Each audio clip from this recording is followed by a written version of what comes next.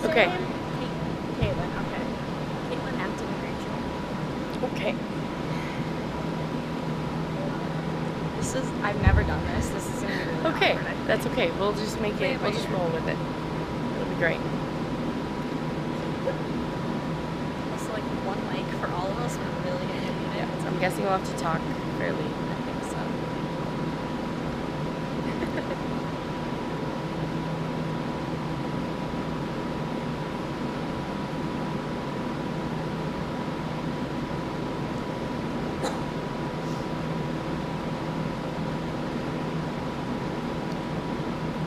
Good morning. My name is Miriana Iden. I was a 2023-2024 state officer, and now I'm honored to represent Minnesota as the national officer candidate. This is the start of the pre-show for the awards ceremony. This is sponsored by FormaFeed, and it's put on by the Minnesota FFA Foundation. I am super excited to be here with Princess K. Rachel Visser and two of the candidates this morning to start this off. Why don't you guys go ahead and introduce yourselves and tell us a little bit about your FFA experience? Sure. Hello everybody, my name is Rachel Visser, the 71st Princess K of the Milky Way. I'm so excited to be here today on the final day of the Minnesota State Fair and looking forward to the year that I have ahead. I was involved in FFA all throughout high school from 9th through 12th grade in the Hutchinson FFA chapter. I served on both the Hutchinson FFA chapter officer teams and the Region 5 officer team. I participated in parliamentary procedure and dairy cattle judging, and spent a lot of my time in high school going to contests and camps, and that's really where I got to expand my love for agriculture throughout my time in high school. Hello everyone, I am Afton Nelson. I hail from Steele County, and I graduated from the Glencoe Silver Lake FFA chapter. I was an FFA from 8th grade until I graduated, so I think it's about 5 years of time. But I competed in a lot of different contests to try and figure out where I belonged in agriculture. And I did floriculture for fun, and I also did quite a few supervised agricultural experiences, and it was just overall an amazing time. Can you guys share a little bit about how your FFA journey helped shape you to become Princess K and a Princess K finalist? Absolutely. I didn't grow up on a dairy farm, but my grandparents dairy farmed, but sold the cows shortly before I was born. So Dad grew up on the farm and now works as a dairy cattle nutritionist. So I kind of got that passion and love for dairy passed on to me, and got involved in 4-H from a young age, and then in high school, FFA was really my way to explore agriculture and expand on my passion that I had for not only the dairy community, but agriculture as a whole. So FFA really allowed me to continue that leadership, those leadership opportunities, and then led me to develop more confidence in public speaking and many different contests that led me to now be the Princess K of the Milky Way. I too did not have the opportunity to grow up on a dairy farm, but I quickly found a passion after a community ed program. I grew up in 4-H and FFA really helped develop my public speaking skills and just really trying to find what interested me, but I also was a huge mentor to the people in my FFA chapter after being mentored. So it really helped me grow into who I am today, and I wouldn't be here without it. Something that I think is super cool about FFA is me and Rachel have actually known each other for quite a while through FFA. Me and Afton also met through 4-H. So I just think it's really cool that these are organizations that invested so much into us, and now as we grow up we get to continue to share our passion for agriculture together. We're going to talk to Caitlin a little bit now. The big question, what are you going to do with your butterhead after this? Yeah, so my butterhead is going to sit in my parents' freezer for a little while yet, but I'm hoping that we have dinner on the dairy next year in order that we can use that for our big feed that we do. That sounds super cool. I always love hearing what people do with their butterheads. I just want to attend every feed every year to see every butterhead. That's my goal sometime. We're coming up short on our time, but what have been some of the highlights of the state fair for you guys? The state fair as a whole has been such an incredible experience. Getting to know the other finalists, we've gotten to spend the summer together and really share our passion and love for dairy, but really spending these 12 days together has been incredible. And visiting with fairgoers and sharing our love for dairy has been something that's been really fun and memorable for sure. A lot of cool experiences that we've had here the past 12 days. Yeah, absolutely. What would you say a highlight would be for you? My highlight would definitely be talking with Jerry Kalzer, our butter sculptor. I really love to just have conversations, and time really flies when you're in the butter booth. But I also really like talking to the kids that are doing the amateur butter sculpting. What about you, Afton? I would have to agree with Caitlin. Being in the butter booth was certainly quite the experience, and it was phenomenal, but being able to be at the milking demonstration and just see what the kids are doing with their butter when we're doing the amateur butter sculpting is super fun. Thank you guys so much for meeting with us today. It was so awesome to talk to you. Good luck with the rest of your year, Rachel. It was awesome to meet you guys. Thank you. Thank you.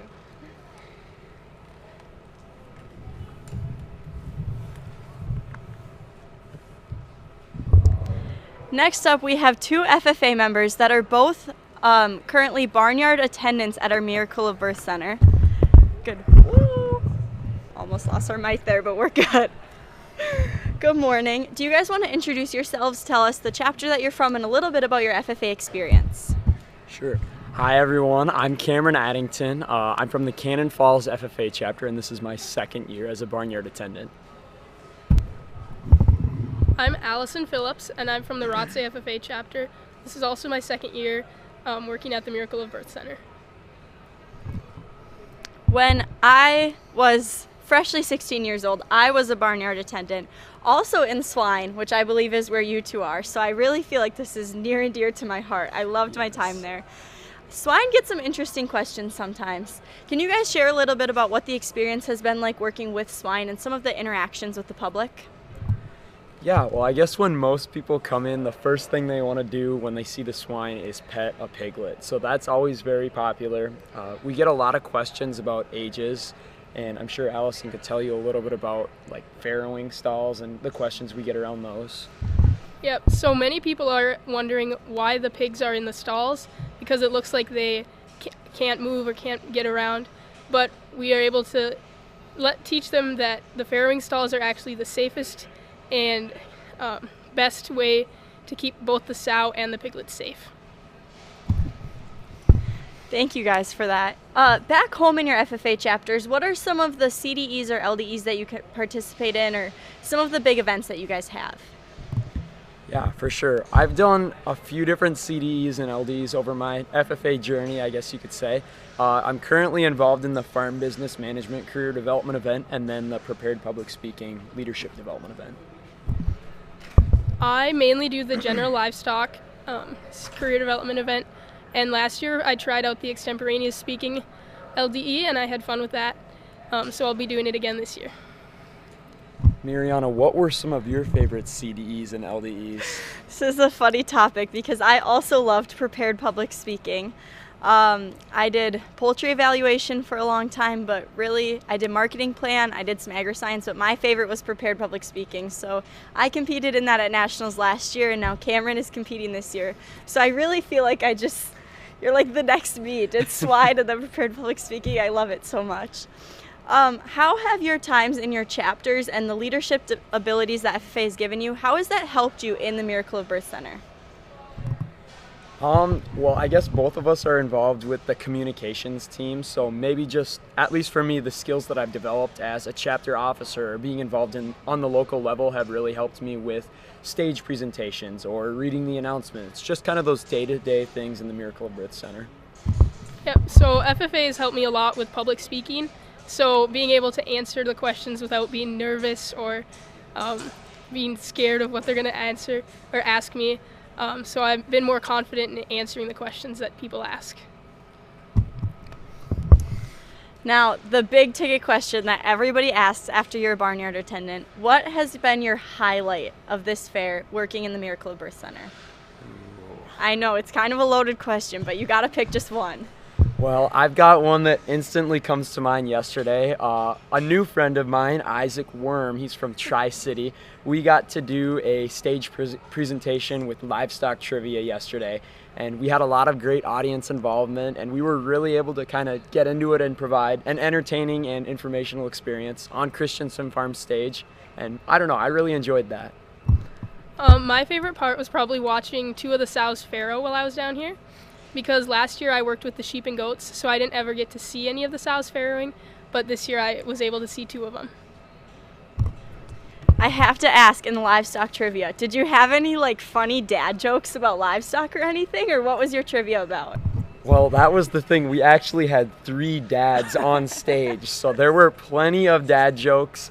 Isaac and I threw a few puns out there, especially with the goats, but it was overall very fun. There's just nothing like a good livestock related dad joke. Thank you guys so much for being here today. I really appreciate talking to you. Thank you, Mariana.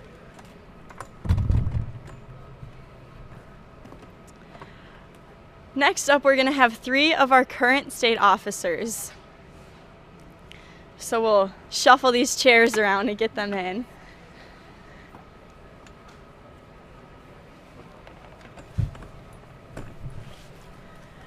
Good morning. As a former state officer, I know how much work State Fair weekend is. I especially know how much work preparing for the awards ceremony is. So can we have you guys go through and introduce yourselves, give us your chapter, your title, and then a highlight about State Fair FFA weekend so far. So my name is Emma Brayford. I'm from the Grand Rapids FFA chapter, and I'm serving this year as the Minnesota FFA Vice President. And I would say that a highlight from the State Fair weekend so far would be probably learning about goats when I was in the ring helping hand out ribbons, because it was really cool to see just something new that I haven't experienced yet, and try and immerse myself in that and see the members doing their thing, and they did really good. My name is Kaya Grossman. I am the Minnesota FFA State Secretary this year, and I'm also from the Grand Rapids FFA chapter. And I guess just an overall highlight from my time here was being able to help out at the beef and the dairy show. I haven't really spent much time around livestock. There's only one person on our team this year who actually shows livestock, so it was just a really good experience to learn more and just see that side of the industry. And my name is Natalie Clemenson. I am currently serving as the Minnesota FFA State Reporter, and I'm from the Zumbrota-Mazeppa FFA chapter. And a highlight for me has just been seeing all of the hard work and dedication that these members put into their livestock projects during FFA weekend really pay off. As someone who has been up here a few years showing myself, it's been cool to be on the other side, you know, helping with the shows, handing out those awards. And just being able to see the joy that these members get seeing their projects pay off and go through, you know, a whole summer and round out their year with this. So I know that state FFA weekend here at the State Fair can be kind of overwhelming sometimes. It's a lot of new stuff for everyone. What has been the biggest challenge that you faced, or the biggest thing that you've had to learn so far? Because there's a lot of them here.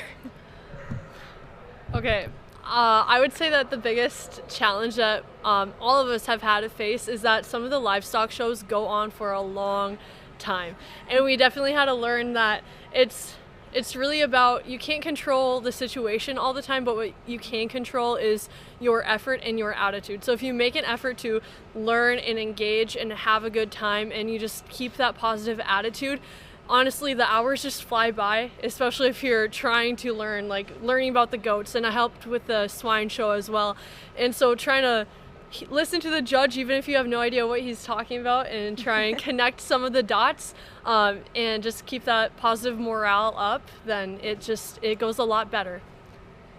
Yeah, I would say that, like I said before, only one of us has ever shown in the past, and just that kind of knowledge barrier between this like show life was hard at first. I was kind of nervous going into these shows, but if I have any advice, it's to don't avoid opportunities if you're scared or nervous. Do those opportunities scared and nervous, because in those moments, it's where I've learned the most, and I've had some of the best moments of my life. I guess for me, it's just been being on the other side of everything. You know, as someone who has shown livestock, I've been up here before, so I guess I know the environment a little more. But just seeing all of the work that goes into all of these shows, the time that the superintendents put in, that the, you know, volunteers helping with it put in, I guess so not really a challenge, but something that I definitely have learned more about is just everything that goes on behind the shows, so that members and other, you know, exhibitors can do their thing, and have a place to show off their work and dedication. I feel like that's a big eye-opener a lot of the time is how much backside work shows and state fairs and stuff like this take. It was also really eye-opening for me when I first learned about that. It's crazy how much work goes in way before we ever even get to the state fair to do this. Our summer's kind of coming to an end. You guys are you halfway through a year yet? Mm-hmm. Close to halfway through a year. Oh my gosh. Can you share some of the highlights of the summer, some of the things that you've been active doing? Oh, yeah, for sure. So some of the highlights of the summer were really, for me, the highlights that stand out were the conferences that we got to help set up and organize and facilitate, because it was really good to get that member interaction, just interacting with members and getting to know our members, and just that was a huge highlight. Yeah, so we've been really busy this summer. I think I put on like 20,000 miles on my car, so definitely have been traveling all over, especially being from Grand Rapids up north. And I'd say just the highlights was just watching our team grow closer as we did every event. At the beginning of the year, you come in as strangers, but you can definitely tell that by the end of this year we're going to leave as lifelong friends, and just being able to work with each other and help other members grow, it's been just such a blessing. I definitely have enjoyed the lasting connections and impacts that we've been able to make on members at the different events we've had, whether it's a one-day conference or the camps up in Hackensack that we've had, making those connections with members, as well as engaging with our stakeholders and sponsors, because they're the ones that really help us be able to do what we do and keep FFA going. So being able to have those meaningful conversations with those sponsors, stakeholders, has really been something that I have enjoyed this summer. Well, if you can hear in the background, there's some hustle and bustle around here. It's starting to get busy. I know you guys have a lot of work to do at the awards ceremony, so thank you so much for talking to us. I wish you the best of luck in your year, and have an amazing day. Thank you. Yeah, thank you for having us.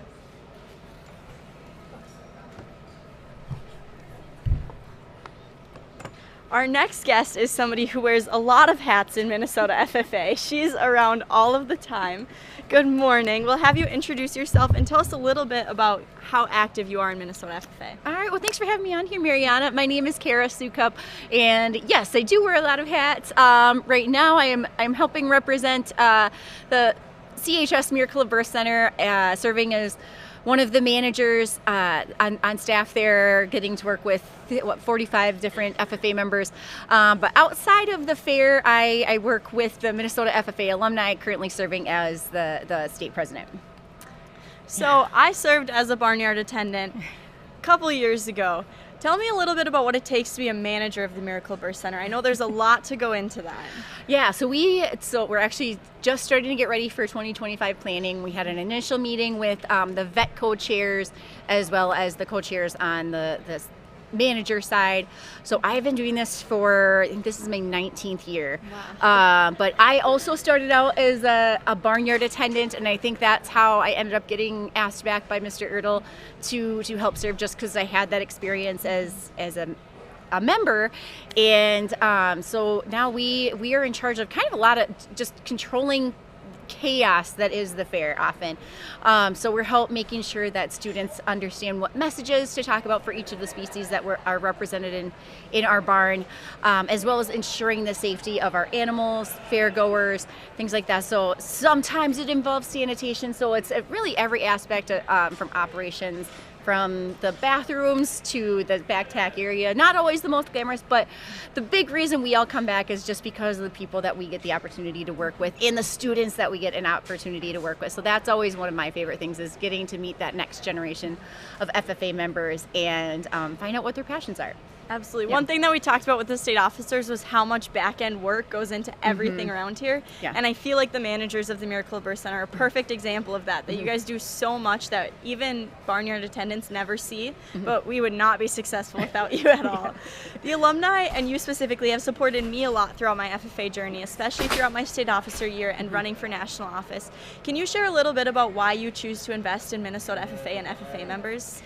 Yeah, so I was kind of go back to my manager, Mr. Ertl, who was the executive director at the time when I was an FFA member and when I was a state officer. So I was fortunate enough to have a mentor in him, but even before that had a mentor in an FFA advisor who actually wasn't even mine. He was the FFA advisor for a neighboring chapter and just happened to be our country neighbor. And so he just kind of took me under his wing, and I think about that every time I see the fresh faces of FFA members coming into the Miracle of Birth Center, or anytime I'm helping judge an FFA event or help with coaching, is that I think about how my life would have been different if Mr. Ertl and Mr. Kim Meyer had not invested in me when they had nothing to gain by doing that. And so I want to make sure that every FFA member has that opportunity, because maybe it is their awesome advisors that they have in their chapters, and maybe there's that extra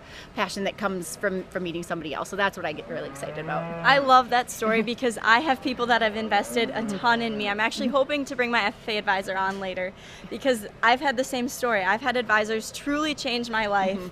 And I just think that's so powerful. You don't find that in a lot of organizations, but FFA that really holds true here. No, absolutely. So yeah, I've been on the alumni board for, I think this is my 10th or 11th year now. And you know, one of the things seeing when you go from wearing the blue jacket to finishing college and getting your first career out of college is, you know, like, you're just finding ways to stay involved. And now my daughters are starting to get to the age where they're learning about FFA. Still too young to join, but I really want to be that example to help show them that people are worth investing in, and to know that they are worth people investing in them, and to know that there's always mentorship to be had, and it's really important to give your time back, because that's never wasted. Absolutely. Well, on behalf of Minnesota FFA members, thank you so much for the amount that you invest in us. It is truly amazing. Thank you for being on here this morning and for all the work that you do. Yes, and thank you, Mariana, and best of luck to you as you prepare for national office. Thank you.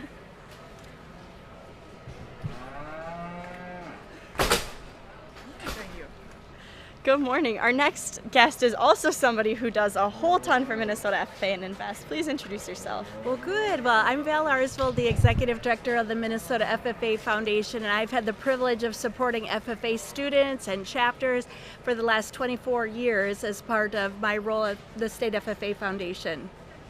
So the foundation does a lot for Minnesota FFA and for members, a lot that we see, but also I think a lot that members don't always realize. Can you touch a little bit about everything that you guys do to support and invest in us? I would love to. We really highlight our support, or direct our support rather, in four major ways: scholarships, youth leadership, teacher preparation, and state FFA convention.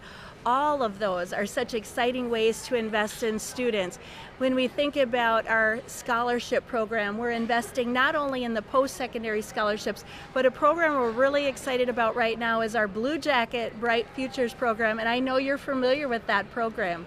Yeah, my chapter's pretty active in that program. So what that program looks like for an FFA member is they can fill out a form talking about what a blue jacket would mean to them, what FFA's done for them, what they hope it'll do.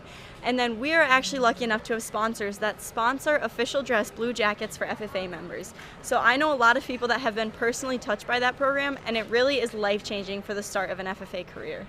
I know, it's great that you could talk about it with such a personal experience. So for $90 a person, it sponsors the jacket as well as the scarf or the tie.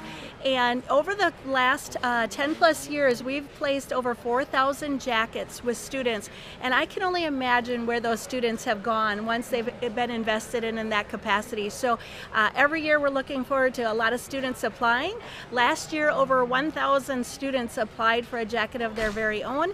And with the generous support of our sponsors, we were able to support, I think it was about 540 jackets last year alone. So that's one of the areas that we're involved with.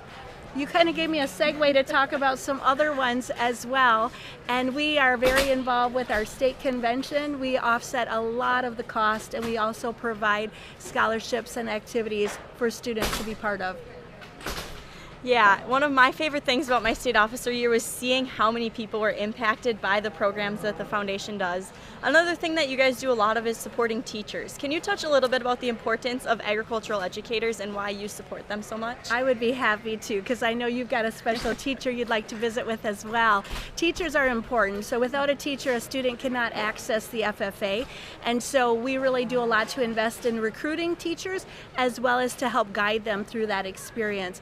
And so So we provide scholarships for teachers as well to get involved, and it's a really important part. But I know that I'm kind of a segue to a very important person, but before I do that, I want to give one shout out to something that everybody who's watching can and I would love for them to be involved with, and that is to purchase the Specialized Agricultural License Plate. So if you haven't yet, I would strongly encourage you to look that up. It's available at the DMV and other locations. So hopefully people will give that a purchase and find it a nice way to support FFA and 4-H. But you have a special guest. I do, yeah. Thank you so much for talking with us, Val. All right. Our next guest is somebody that has invested a lot in me. When they say FFA advisors truly change lives, I never believed it until I got a really good FFA advisor. So this is actually my home FFA advisor. Do you want to introduce yourself? I'm Jacob Wiltz. I was the FFA advisor at Buffalo, and now I'm actually switching to Monticello Schools this year and starting up their chapter brand new. So I'm glad that you stayed through Buffalo until I graduated, but I know Monticello has a special place in your heart, and there was probably a big reason why you wanted to start a chapter there. Can you talk a little bit about why you wanted to invest in Monticello? Sure. So I'm actually from Monticello Schools, and they did not have an FFA program when I was going through, so I joined in Buffalo. And now that they have finally realized that it's a good idea to have an FFA program and provide that opportunity for kids such as yourself who maybe want more hands-on experiences, and I'm just excited to get to start something new and make an impact on more kids' lives. I can truly say he has invested more in me than anybody I know. FFA advisors really do change lives, and there's a reason that so many people are supporting the FFA Foundation and the Minnesota FFA Association. You also do a lot of cool lease programs. I've been lucky enough to be able to show livestock and learn a lot. Can you talk a little bit about why you lease animals and kind of the purpose behind all the programs that you do for students? Sure. So I was fortunate enough to grow up on a farm, but the reality of it is we have less kids growing up on farms, and so I feel it's my duty and my obligation to provide that opportunity for students such as yourself who maybe don't have the ability to have 100 head of sheep on their farm, but if you have the desire to learn and you have the work ethic to come and try and learn new things, and you're willing to put a lot of hours of work and sweat into learning how to work these sheep, trim these sheep, and show these sheep, my job's pretty easy. All I have to do is just give you the sheep. So, and it's a lot of fun seeing these kids try something new, step outside of their comfort zones, and then find that, oh, this is actually kind of fun and something new. So. We put a little plug in earlier for the Specialized License Plate, but I also want to put a little plug in for the telethon. The website is still live, so you can still donate. When you donate to the telethon, you're donating to teachers like Mr. Wiltz, who are truly changing students' lives and FFA members' lives. So we're so appreciative for all of the donations that we receive and all of the support that we've gotten. Our time is just about wrapping up on the pre-show here, so we're going to turn it over to the awards ceremony, where we're going to be able to highlight FFA members who have done amazing things during FFA weekend at the State Fair. We'll see a lot of our champion animals in Supreme Drive, learn who won Supreme for each species, and really just get to experience FFA members and everything that they've done. Thank you so much for talking to me today, Mr. Wiltz.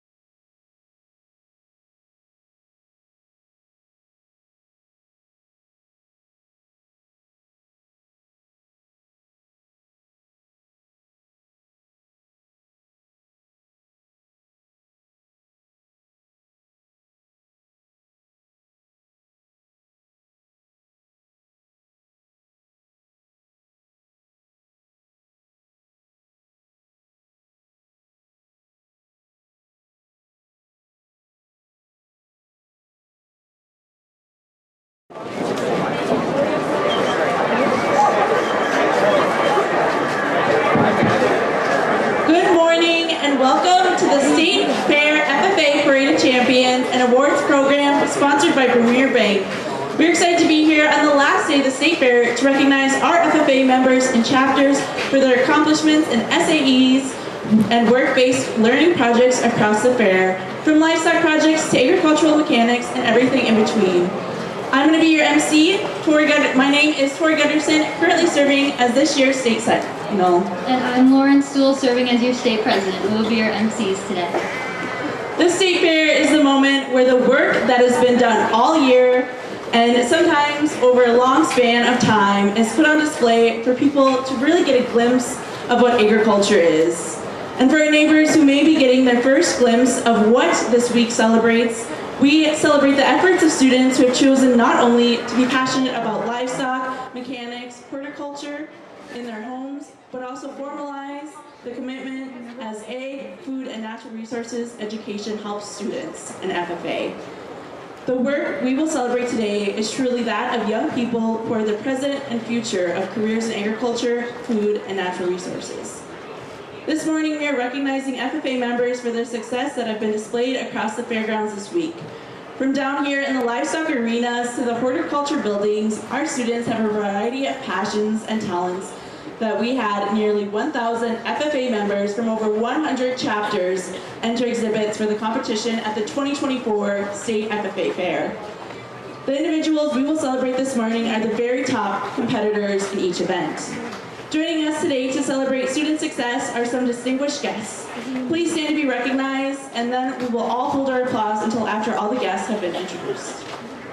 Jill Nathy, Minnesota State Fair Competition Office. Marie Lefebvre, Minnesota State Fair Competition Office. Pam Kunin, Executive Director of Minnesota Association of Agricultural Educators and Chair of the FFA State FFA Committee. Natasha Mortensen and Ashley Croson, Minnesota FFA staff. Jim Earl, CHS Miracle of Birth Superintendent. Dr. TJ Brown, Minnesota FFA Association Executive Director and FFA Superintendent of Minnesota State Fair. Wally Wichman and Kirk Pizer, the rest of Minnesota State Fair Board of Managers. Tom Peterson, Commissioner of Minnesota Department of Agriculture.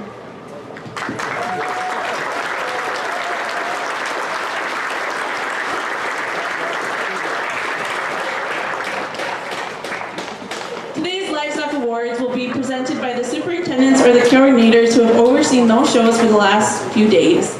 The superintendents will announce all breed champions and the first place supreme champion. Only the first place animals will be photographed in the photo area. All other exhibitors are asked to leave the arena when their species is complete. We'd like to thank our co-assistant superintendents, Ms. Pam Kunin and Mr. Ryan Steele, for their work with our swine shows. Please welcome Mr. Ryan Steele for our first area of recognition.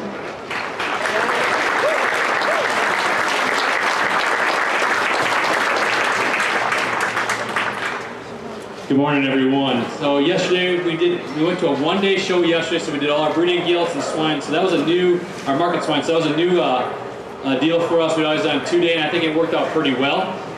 So I think that was a great accomplishment. We thank all the families and the kids and the parents for going through that with us on our first time that way. Thought we had a great show yesterday. Weather obviously was very cooperative, so it made it really, really good for that. What we have out in front of us, we're driving out, we'll take our AOB out. So what I'm going to go through now is our breed champions, and then we'll announce our supreme. So our AOB, which you'll see coming out to my left, or your guys' left, is our champion AOB. That's a Tamworth, that's a December Tamworth gilt, driven by Zoe Rushmeyer of the Glencoe Silver Lake chapter. Let's give her a round of applause. We'll drop out our Berkshire next. Our Berkshire coming out here is from Hazel Hepburn from Yellow Medicine East. This is a late January, early February Berkshire gilt. Let's give her a round of applause. Coming out next from Canyon Wadaminga is Julia Patterson driving her December Duroc gilt. Following her up next will be our Hampshire gilt, shown by Tyler Steele from Lewis Alter. This is a late January Hampshire gilt coming around the backside. Following the Hampshire will be our Hereford gilt, which, if you're not familiar with Herefords, looks fairly similar to a Hereford steer. Also driven by Zoe Rushmeyer of the Glencoe Silver Lake chapter. This is a late January Hereford gilt.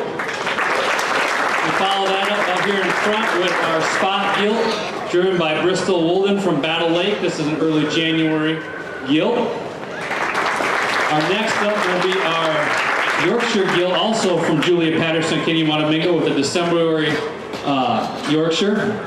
And last up, coming out here in the very end pen, is our Crossbred Champion, driven by Caitlin Faber of Fairmont. Let's get her ready.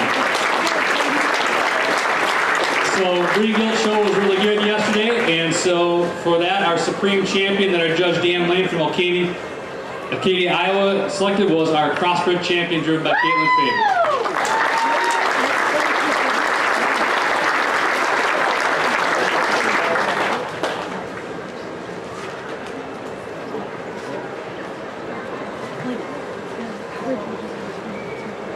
Thank you, Mr. Steele, and congratulations to our Supreme Champion breeding swine.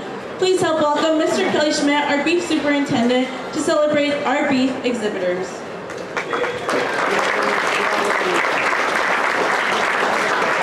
Hi, good morning. I'm excited to see such a huge crowd here so we can showcase some outstanding beef entries. We had our show yesterday, right here in Compier, we had roughly just under 300 head that we worked through. Between market beef, there was about 40 head of those, and prospect calves, and then the remainder were breeding females, which we're going to select here in a moment. We awarded our market beef yesterday. One other thing I would like to point out, we had awesome participation in showmanship. It was extremely competitive. It was great to see all the members doing that as kind of an optional activity. We had multiple heats, and the judges were impressed, so I was really glad to see that. I'm going to start listing off our champions here. These are our breed champions. Down there, just setting up, that's Max Fredrickson from Glenville Emmons FFA with our champion Angus. Our champion Charolais was exhibited by Avery Coles from Hutchinson FFA. Next, we have our Foundation Simmental. That is Brandon Tomey of Southland. Right here we have our Hereford, and the Hereford was exhibited by Mikkel Miney of Plainview Elgin Millville FFA. And then right in front of us here, this heifer here, that was our champion Limousine, exhibited by Leighton Hackett of Foley.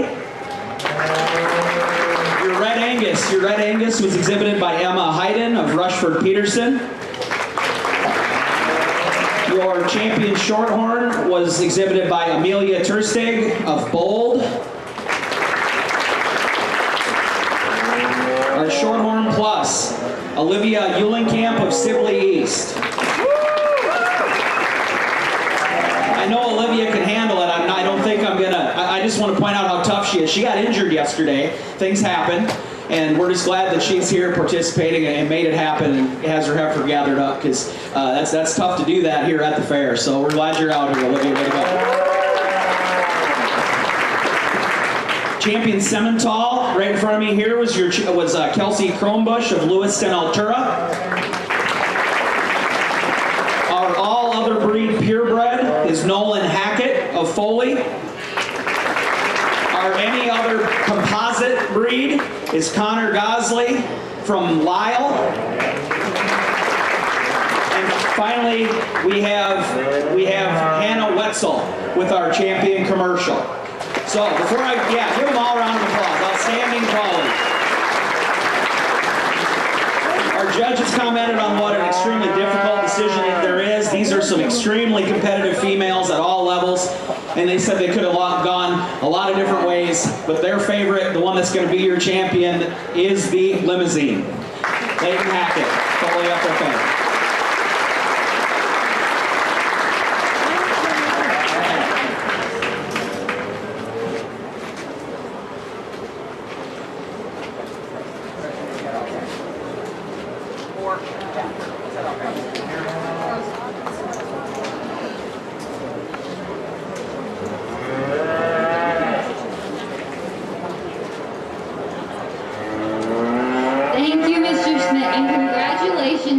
These champions. Next, help welcome Mr. Patrice Pearson, our Dairy Assistant Superintendent, to present the Dairy Awards.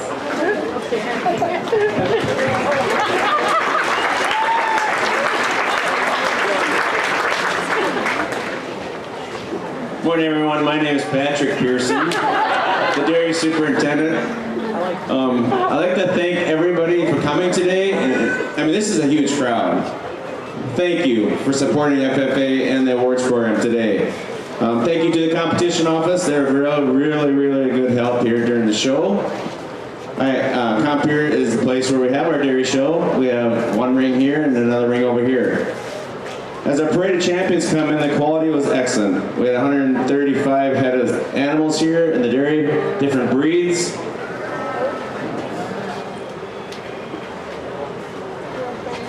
So as they're walking in here, parading in for our champions, our grand champion in each breed, we have Alex Schroeder from the New Ulm FFA chapter. Give him a round of applause when I announce him. He's leading the Ayrshire, Grand Champion Ayrshire. That's Alex Schrader.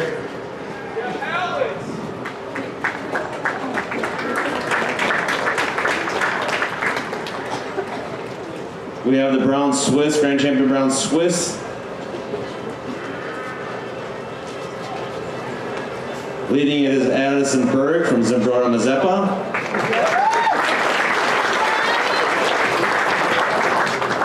We have the Grand Champion Grade Holstein, leaded by Evelyn Scheffler from Kenyon Wanamingo. The jersey exhibited by Haley West from Rushford Peterson.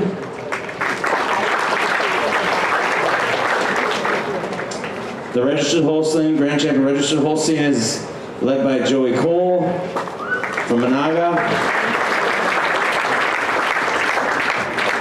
And our Red and White Holstein is led by Claire Cole. And our all other breeds is led by Grace Holloman from Tri-City United. Let's give them another round of applause.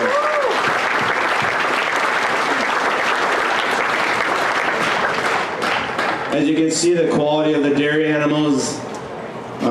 This year's Supreme Champion will be Alex Schrader from New Ulm.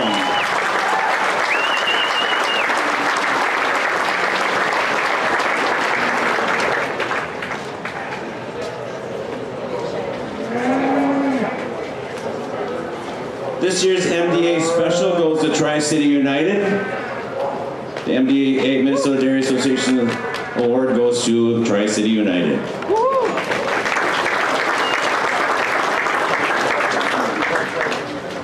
Tri-City chapter, please come up and receive your awards.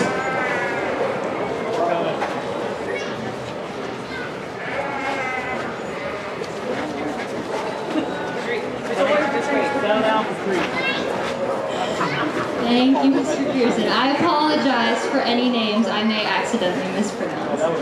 Let's hear it again for our dairy exhibitors and all those who have volunteered to make these shows successful.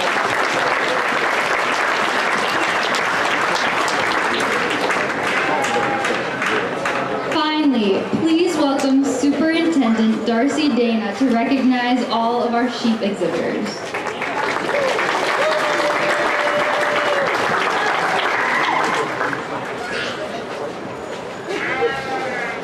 It's always nice when they save the best for last, right? Okay. So we had an awesome show. I would like to thank everybody that made it possible. Weather was great, judges were great, patience all around, which is always nice. If I could get my sheep to start walking in, that would be fantastic. It takes them a little bit longer. They have a shorter leg span than, say, the dairy animals. Although they are more excited to be here, I'm sure. First in the ring is our Columbia, shown by Cale Geyser from Thief River Falls.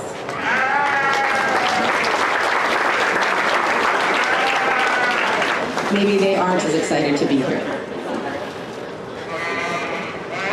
Those of you that have shown sheep know that nobody wants to be first.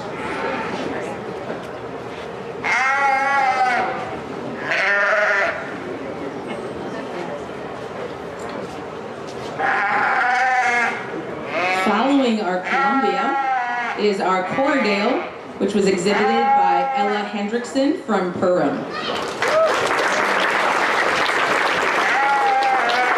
The cute little dark colored one is called a baby doll, shown by Brooklyn O'Brien from Kenyon Wanamingo. Following that is the Rambouillet that was shown by Ella Hendrickson from Perham. Right behind me is the natural color, shown by Isaac Marquette from Howard Lake, Waverly, Winston. Our any other wool breed is Tatum Getz from Southwest Metro, followed by the very large Suffolk, shown by Ellie Weber from GFW Pioneer Express.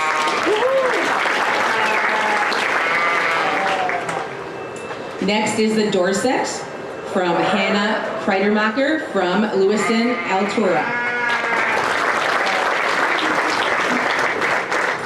The Hampshire is shown by Adriana Wendland from Kenyon Wanamingo. Followed by the Southdown, originally exhibited by Adriana Wendland from Kenyon Wanamingo. And she also had the any other meat breed followed after that from Kenyon Wanamingo, Adriana Wendland. Our last person in the ring is Jerson Kopka from Bold. He had the commercial/weather dam breed.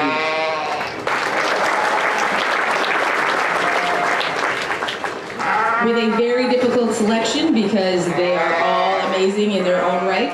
This year's supreme winner is the Hampshire from Adriana Wendland from Kenyon Wanamingo.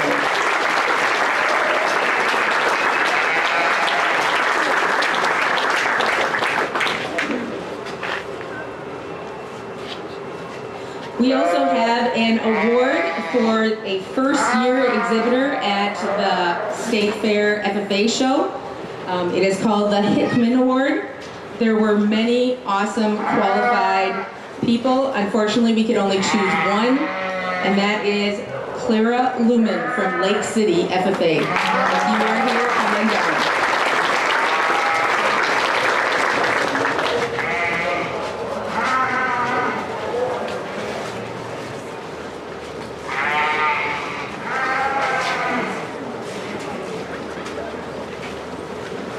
Thank you, Miss Donna. Let's have one last round of applause for all of our livestock exhibitors.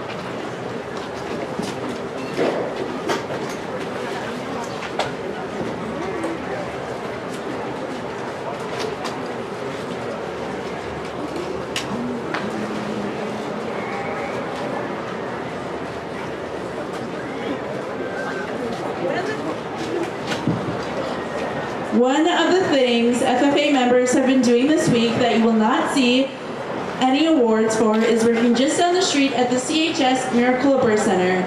Those FFA members may not be in the building right now because they've been working 15-hour shifts for 4 or 5 days at a time, caring for livestock, guiding newborns into the world, and welcoming thousands of fairgoers a day into our world of agriculture. As we mentioned earlier, the fair is filled with student opportunities and beyond the livestock barns. Our next champions have experienced success within the skills they've been honing off the fairgrounds and put to the test over the last few days. We will recognize the way these champions round out their excellence of FFA members have brought to the fair in the next segment of our awards. Award recipients should make their way down to the table. Our next recognition area supports the efforts of youth who have thrived at the State Fair as they prepare for life after high school. The recipients of the following scholarships need to go to the photo backdrop to take a group photo with the Minnesota State Fair Board of Directors. Please help me welcome Ms. Natasha Mortensen, Minnesota FFA Career and Alumni Program Coordinator, to celebrate the State Fair Scholarship recipients.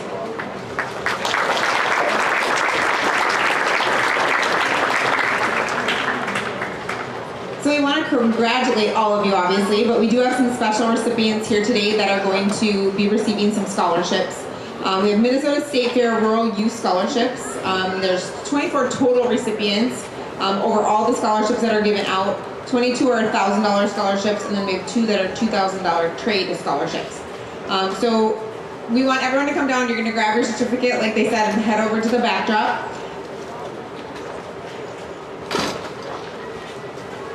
So, receiving $1,000 scholarships, we have 4 recipients that are here today, hopefully. Emma Rowan from Rochester. I'll do my best with your names. Lindsay Penagore from Watertown. Hannah Wetzel from Faribault. And Wyatt Blessing from Waverly. Congratulations.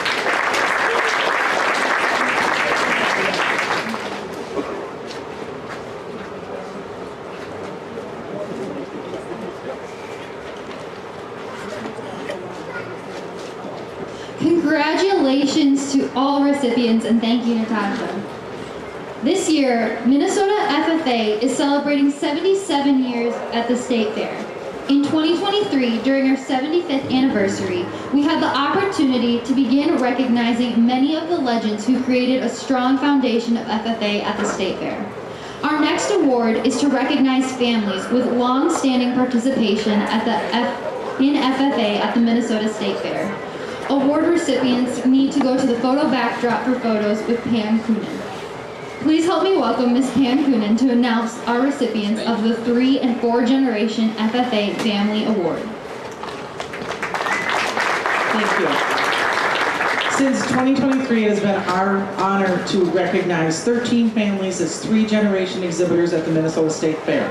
This year we add 1 more, the Drinkall Skiba family from the Princeton, actually starting at Lanesboro with showing dairy in 1964, and Peter Skiba exhibiting dairy as a member of the Princeton FFA from 2021 to 2024. So if that family could please come forward.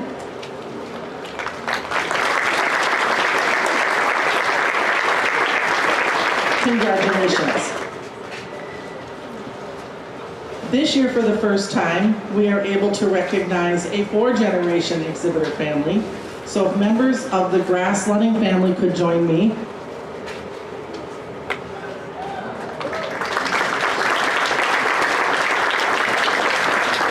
Their involvement with the Minnesota State Fair, as members of the Leroy FFA or Leroy Ostrander FFA chapter, goes back to 1955. Where they have started with exhibiting spotted Poland China hogs and most recently Simmental beef. So if I could have them actually join me up here.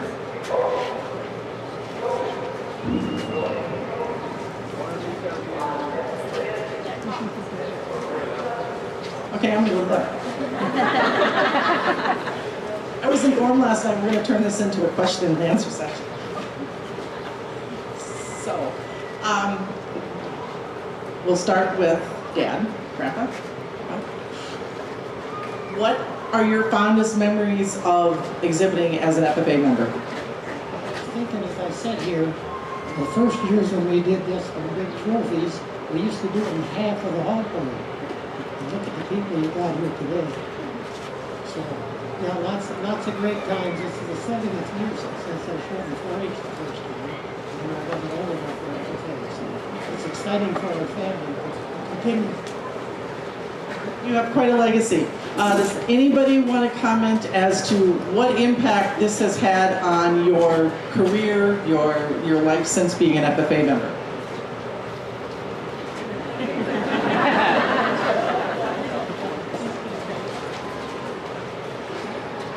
I think every one of us here is involved in agriculture. And so that's kind of a big family legacy as well.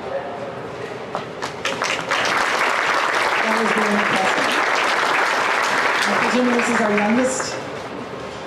What are you most looking forward to as you think about being able to continue the family legacy of being an exhibitor at FFA? I'm trying to win. I think a lot of people in the stands would agree with you. Congratulations. And again, as you're sitting here, if you're thinking that maybe you need to go back and check a little family history and maybe your family will qualify as a 3-generation or 4-generation exhibitor in the next number of years, contact TJ Brown or myself and we'll make sure that that recognition happens at a future fair. Thank you.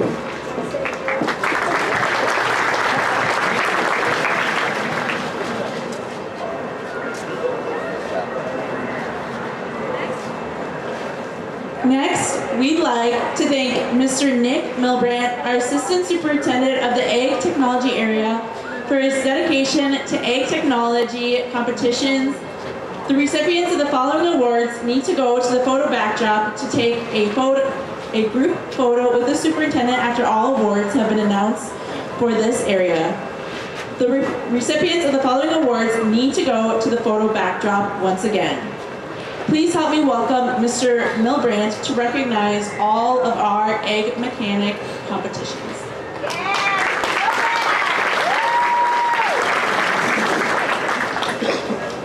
Good morning. It is my honor to be standing here today. If you look along the back wall there, we have some of our champion projects from down in the static area, as well as some of our results from our live egg mechanics.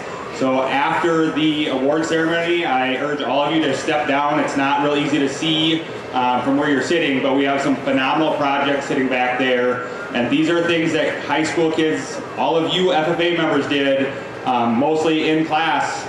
And there's some phenomenal work back there. When we had judges in and looking at those, they were really, really impressed. When we've been down in the hall this week, the comments that we've gotten from the public, we have some really awesome kids doing some really awesome things. So kudos to everyone who brought stuff in. We had tons of exhibits. We were up over 50 this year. And just quality-wise, we were significantly improving as well. So we're going to start off. We have our Ag Literacy Division High Chapter. So again, as we call your information, please come down, receive your placard or whatever you are receiving. You can head over to the back drop. So our Ag Literacy Division High Chapter, Sleepy Eye FFA.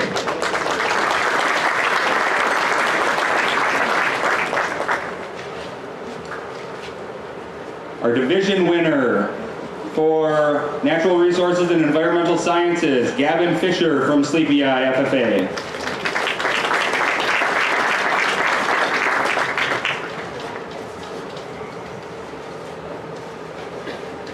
For reserve of the same, we have Benjamin Capistran from Crookston FFA.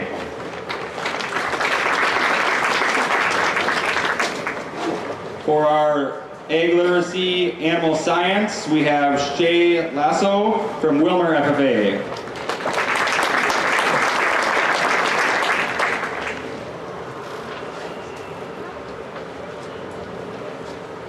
Give me a second. The script had a little issue when going into PDF here.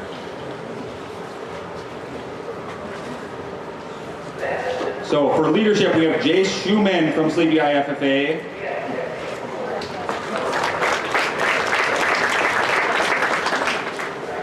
For plant science, Isaiah Hatfield from Kirkhoven Murdoch Sunberg FFA. Reserve for Division A through E, Benjamin Capstran from Crookston FFA. And our grand is Isaiah Hatfield from Kirkhoven Murdoch Sunberg FFA.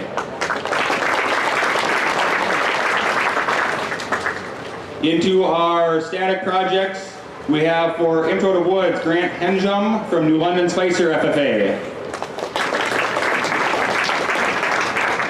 Intermediate Woods, Olivia Burns from Tri-City United FFA.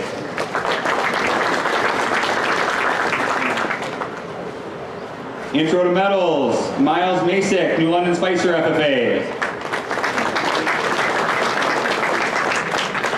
Intermediate medals, Derek Johnson, Wilmer FFA. Natural Resources and Outdoor Environmental Sciences, also Derek Johnson, Wilmer FFA.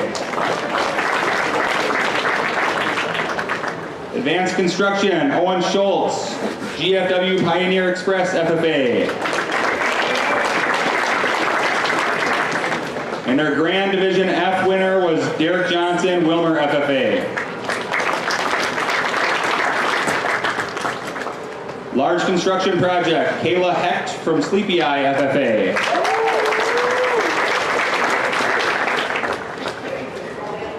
Ag and Home Equipment, Lincoln Warner, GFW Pioneer Express FFA.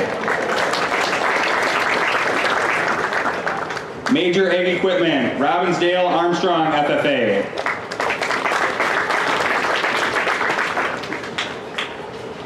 Our grand for our large project divisions, Kayla Hecht, Sleepy Eye FFA. And our best of show was Derek Johnson, Wilmer FFA.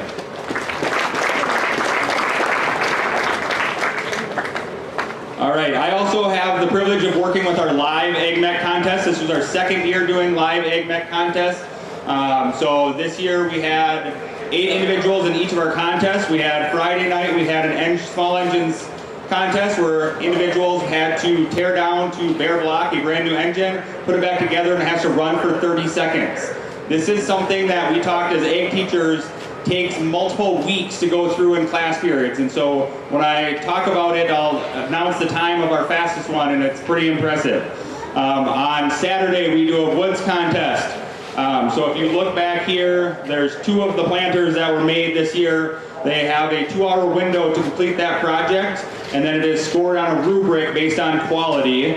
And then there are also our welding project that took place yesterday. This was our first year for welding. We ran into heat conditions last year and decided not to have kids welding at 110 degrees. So this year we did get our welding contest done. So there's 2 fire grates back there that were also a 90-minute time period and then scored on a rubric after. So pretty impressive stuff going on there. Part of this program is also educational outreach to fairgoers.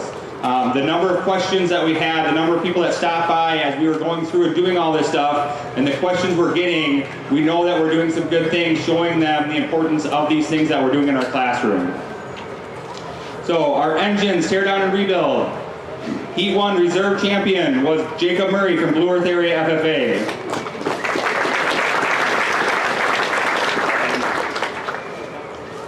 Heat 1 champion, Kaylin Bergstedt from Montevideo FFA.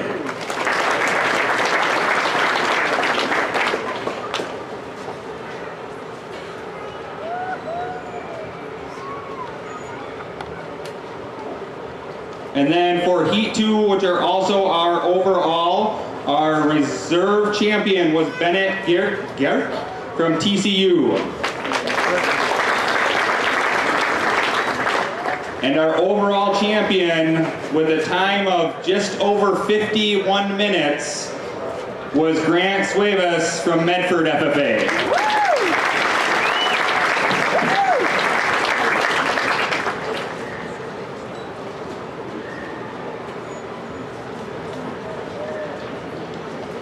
For our welding contest, our reserve champion, Nate Gadel from Tri-City United.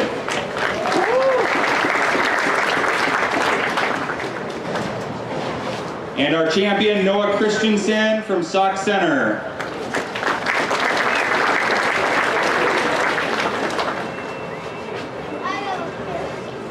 For our woods contest, our reserve champion pair from Sleepy Eye, Logan Ludwig and Noah Rostock.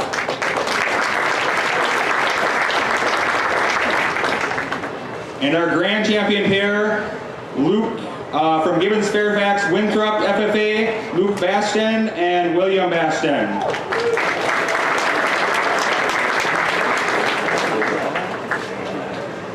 So 4 prizes for these live contests for small engines. The winning individual gets a brand new engine to keep for themselves, and all of the engines that are used in the contest go to their school to be used as educational tools in the shop. For our woods contest, you see those tools sitting on top of the planter box there. Those are the tools that were used for the contest. Each individual in that winning pair gets a drill, or that's an impact, and then a skill saw, battery powered. And then for our welding contest, our winning individual gets a welder, and our second place gets a welding helmet. For those of you sitting in the stands, these would be some really good contests to sign up for because there's some really good prizes. Thank you.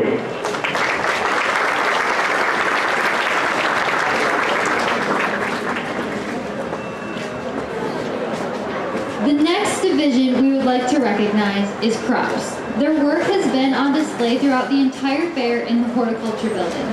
Please help me in thanking Ron Kelsey, our Assistant Superintendent, for the work he has done with the Crops Division.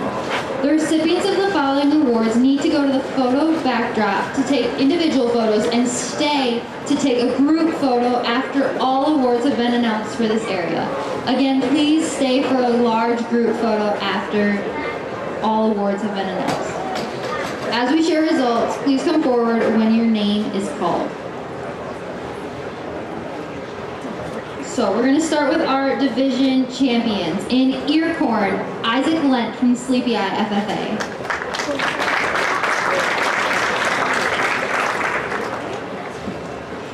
Spring wheat is Lucia Martinez from the Sleepy Eye FFA.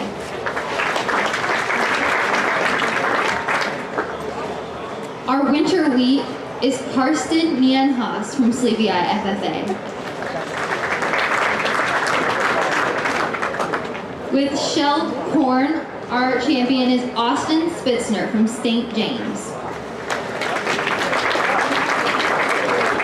In oats, we have Alexandria Confer from Sleepy Eye FFA.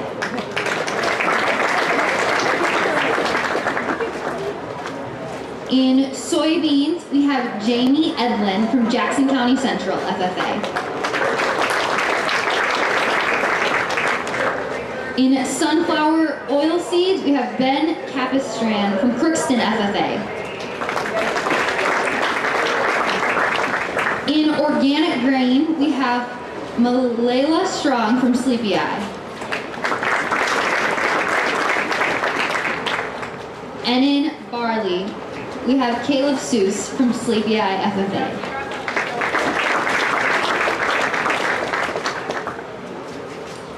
We also have an award for our High Point first year individual, and that one goes to Adria Ambrose from Jackson County Central FFA.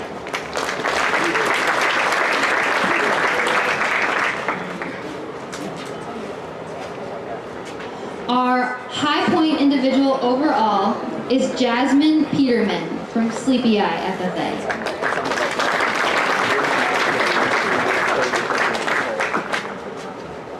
Our High Point first year chapter is Howard Lake Waverly Winstead FFA.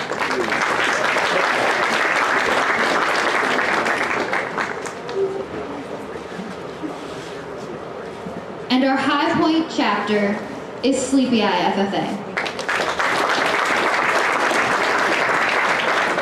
Congratulations to all of our college winners.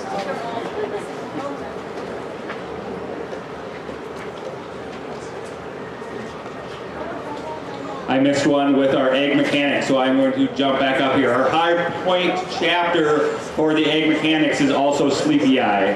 Congratulations.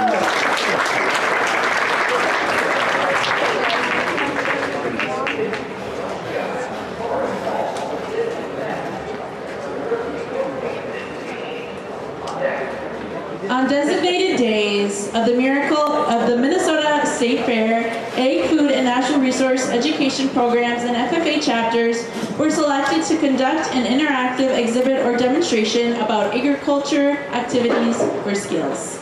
Individual students and FFA chapters spent the week engaging with visitors at the FFA chapter house, teaching about a variety of topics in the following and showcasing their SAEs and work-based learning projects. The recipients of the following awards need to go to the photo backdrop for a group photo with the superintendent after all the awards have been announced for this area. please help me welcome Miss Ashley Croson to introduce our champions for the demonstration and interactive chapter exhibit.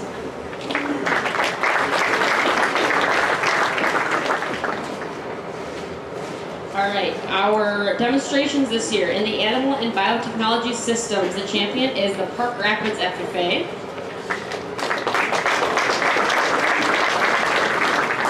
In the Ag Business Leadership, Education, and Communication System, the champion is the Robbinsdale Armstrong FFA. Our Natural Resources and Environmental Service Systems champion is the Highland Park FFA.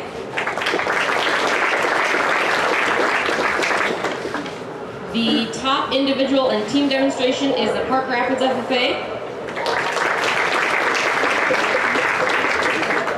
And our chapter champion is the Sleepy Eye FFA. Congratulations to all those individuals, teams, and chapters. If your chapter or an individual is interested in doing a demonstration, we highly encourage you to do those demonstrations. It's a great way to get out into the public, and you can earn some money if you win. Congratulations.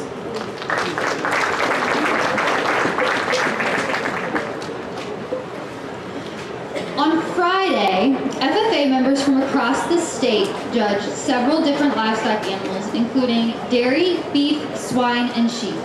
They look for the best animals that would produce the healthiest and most wholesome foods for people who want to eat their products.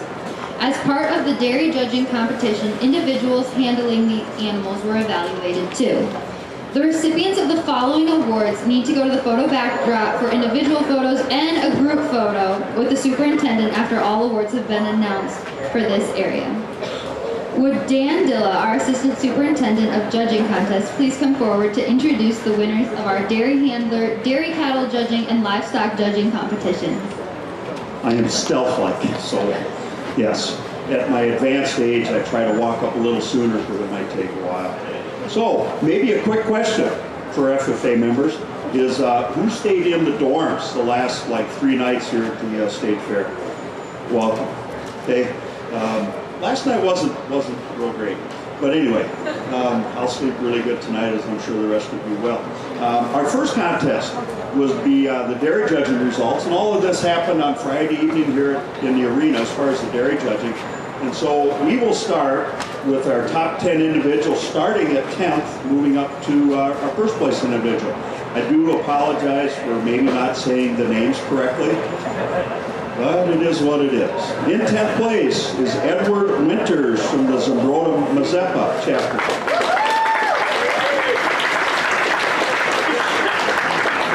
In 9th is Grace Herdering from Melrose.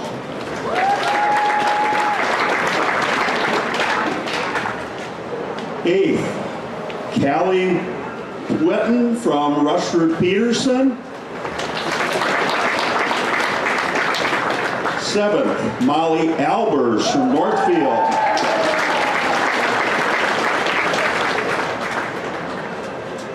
6th, Tavis Falstad from Northfield.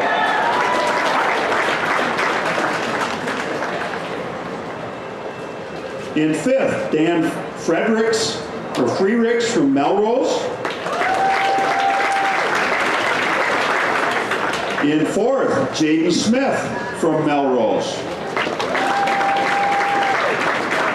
Oh, you don't like Jaden as well, or what? It wasn't as loud. Anyway. In 3rd was Monica Frericks from Melrose. In 2nd, Wyatt Blessing from Howard Lake Waverly Winstead. And our individual champion is Megan Freiler from Melrose.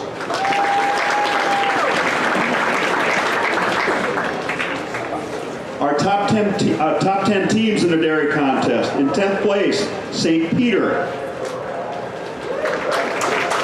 9th place, Glencoe Silver Lake.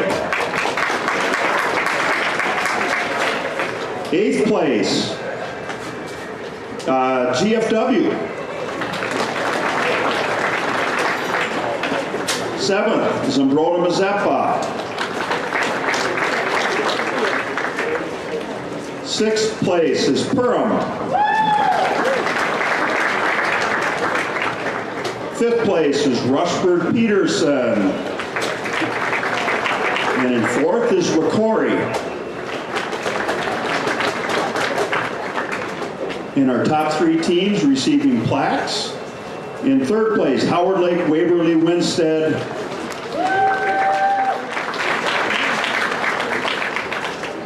In 2nd place, we have Northfield. I don't think they stayed here last night. They're a little excited. Good job. And in 1st, from Melrose. They might have stayed here.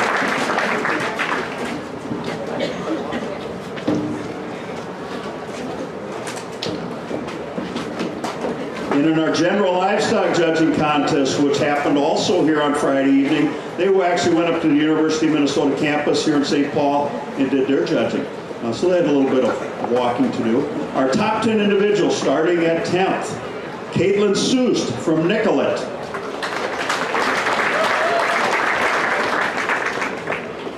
Ruby Alice from Blue Earth area.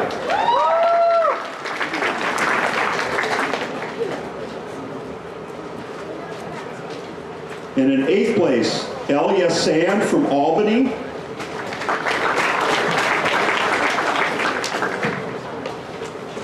In 7th place, Jack Van Nerden from New London Spicer.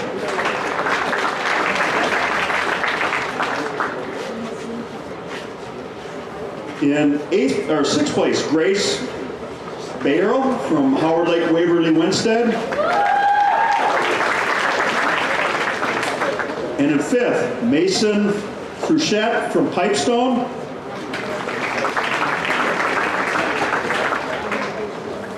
Abby Hunter from North Branch was in 4th place. In 3rd is Lane Fruchette from Pipestone. In 2nd, Keither Harner from Northfield.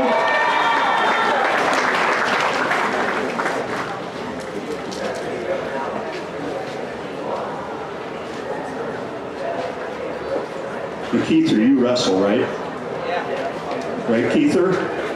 Because he's got cauliflower here, that's how I knew that. That's sorry, I talk a lot. In 1st, Zoe Ruckmeyer from GLS number 2. So those were our top 10 individuals. Top 10 teams starting at 10th is Albany.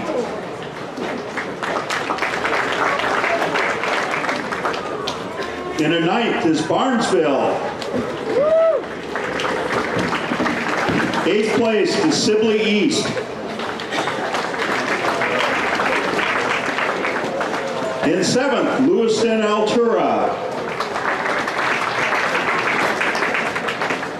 And in 6th place, we have Nicollet. Boy, we have some running. That's exciting. Don't trip. All right, in our top 5, we have Glencoe Silver Lake, number 2.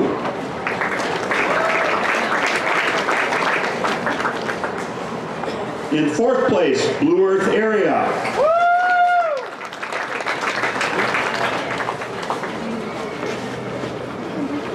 And our top 3 teams receiving plaques is in 3rd is Northfield.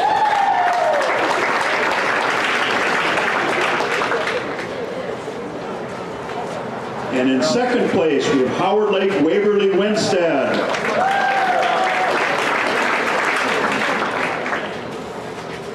And our top livestock evaluation team is from Pipestone area.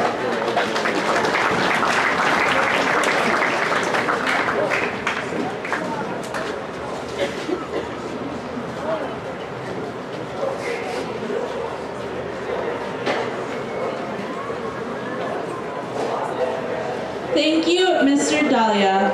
And congratulations to our judging event winners. Chapter results and ribbons will be available in the ring following. The Minnesota State Fair is the last opportunity of the school year for Minnesota FFA members to demonstrate the results of their supervised agricultural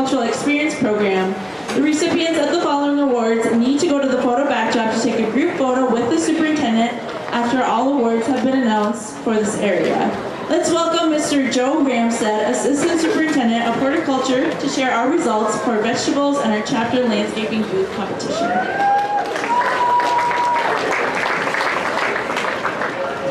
All right, good morning everyone. So we had 2 horticulture related exhibits this year. We had vegetable and landscape booths, so we'll go ahead and talk about vegetable first.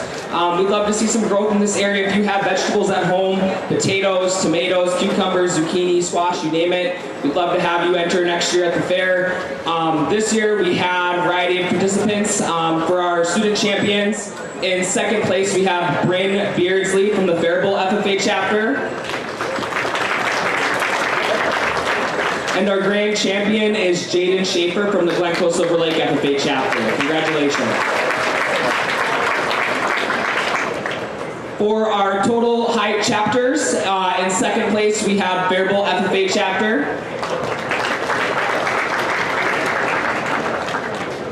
And our grand champion is the Glencoe Silver Lake FFA chapter. Congratulations.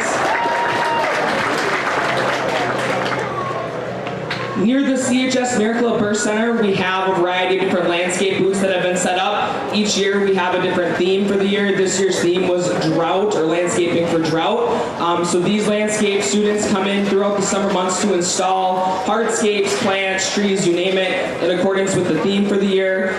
This year we had 8 landscape displays that have been installed. If your chapter is interested, there's some awesome premium money here. You get some funds to help with transporting and selecting your plant variety. So please reach out if you're interested, and we'll get you a site set up over the summer. So without further ado, in second place for our reserve grand champion, we have the Forest Lake FFA chapter. And our grand champions, 2 years in a row, from the Dassel Cokato FFA chapter. Congratulations.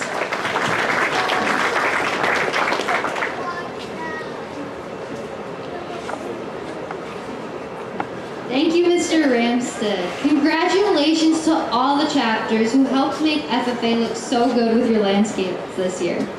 If you have not already, you should take the time to look at the incredibly beautiful landscape designs centered around the theme Landscaping for Color before you head home today.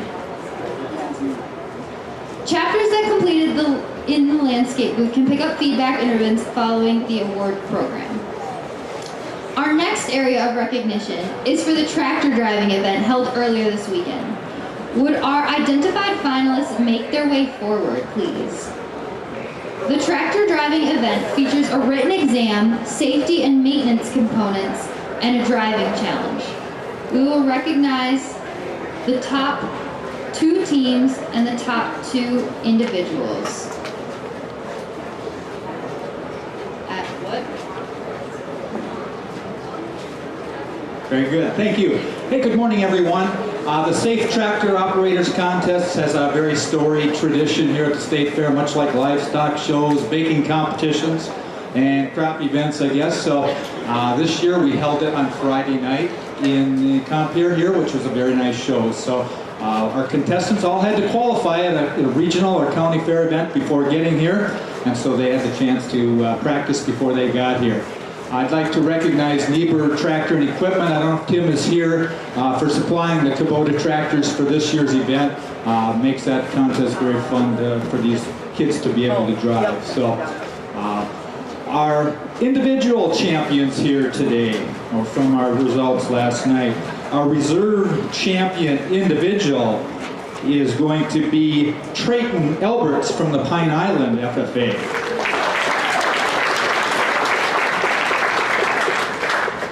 And our grand champion individual is going to be McAllister Willomus from Tri-City United.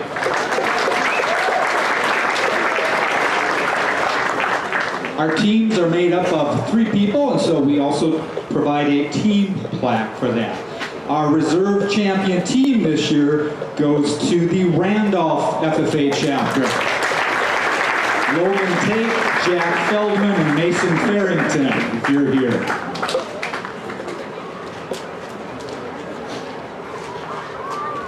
And our champion team for our tractor driving for this year's fair, the team from Tri-City United, Nathan Gatto, Brendan Germscheid and McAllister Wilmus.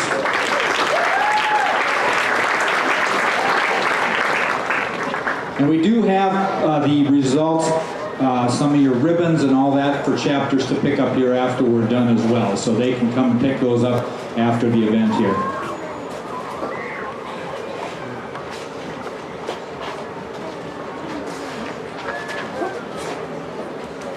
The next area of recognition is for herdmanship. Herdmanship recognizes chapters with the most impressive exhibits within their species, focusing on not only how chapters clean and keep healthy the animals in their pens and stalls, but also the conduct and cooperation of the exhibitors themselves.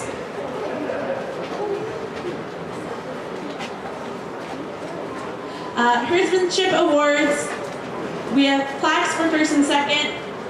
And beef, individual first place, please come down. Brenner Peterson, GFW Pioneer Express.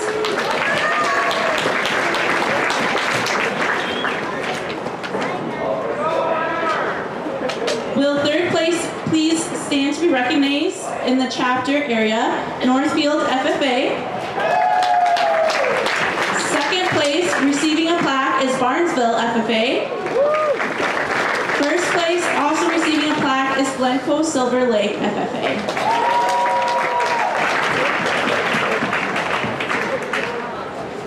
Dairy is sponsored by Midwest Dairy. Our individual first place, please come down, Peter Gibka from Princeton FFA.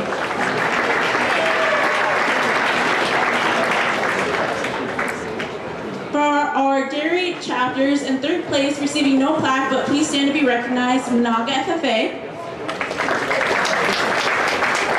Second place, receiving a plaque, is Kian Warmanigo FFA. First place, also receiving a plaque, is Tri-City United FFA.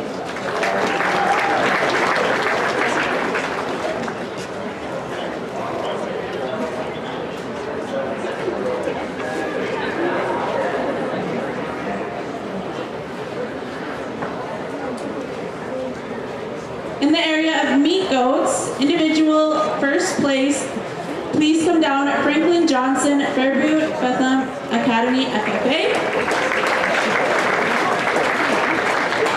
For our chapters in third place, please stand to be recognized, Northfield FFA.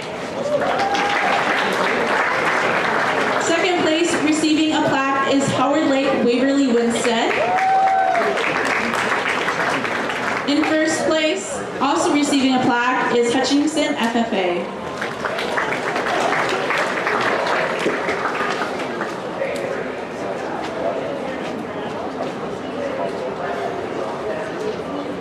Our poultry individual is Sheila Schmidt from Southwest Metro.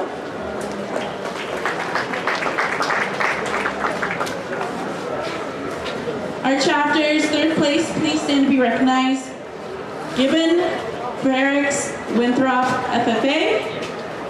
Second place, receiving a award, is Farmington FFA. First place, also receiving a reward, is Rushford Peterson FFA.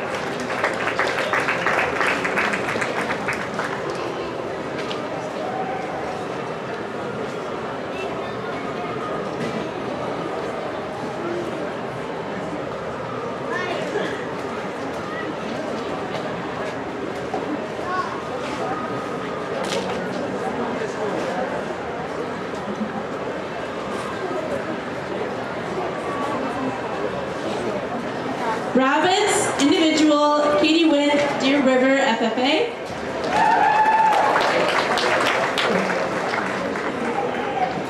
In third place, please stand to be recognized, Northfield FFA. Second place, receiving a plaque, receiving an award, is Farmington FFA.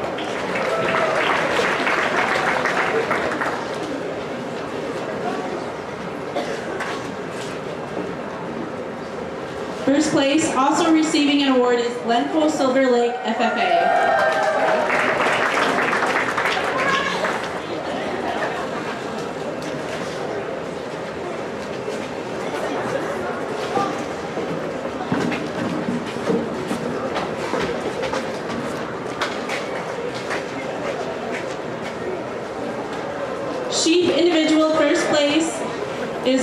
Central Holberg Cleveland FFA.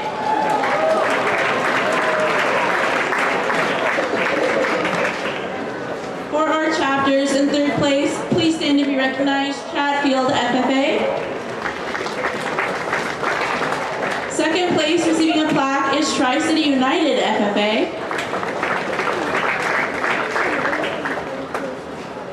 First place, also receiving a plaque, is Northfield FFA.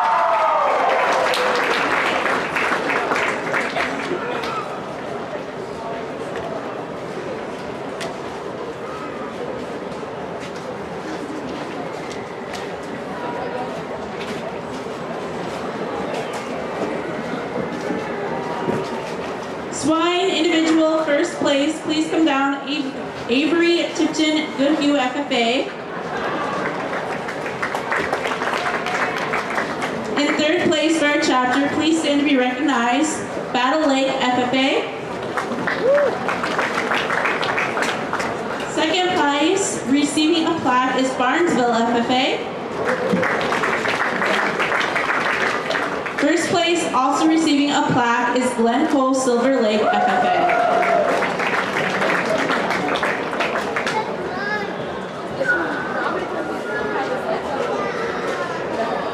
Our next award area is for Market Livestock. We will recognize the first and second place, but only the first place winners will come down to receive awards.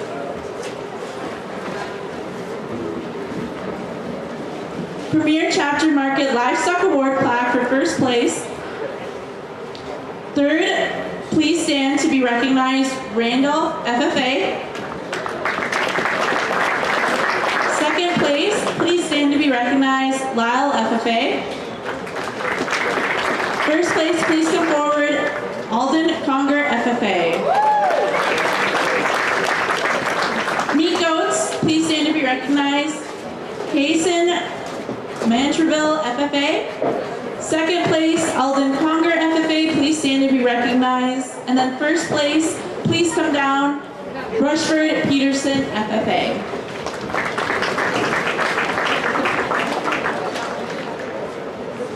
Market sheep, third and second, please come down to be recognized. In third place, New London Spicer FFA. In second place, Hayfield FFA. In first place, please come forward, Philmar Central FFA.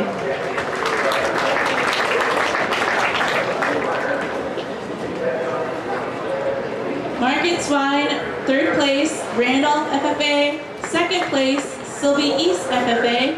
In first place, please come down and receive a plaque, Alden Conger FFA.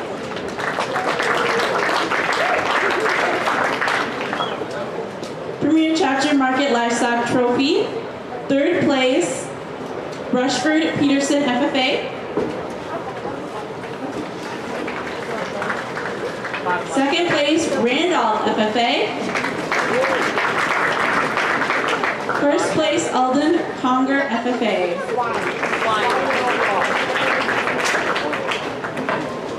Our final livestock awards are for species premier exhibitors. The calculation of premier exhibitors is based upon points earned throughout the breeding classes within a specific species. Only the first place recipients should come forward to receive your awards, but all winners should get a photo taken after the program, and also please stand to be recognized. Premier Chapter Breeding Awards. Beef, second place, three-way tie for second, Southland FFA, Lansborough FFA, and Foley FFA.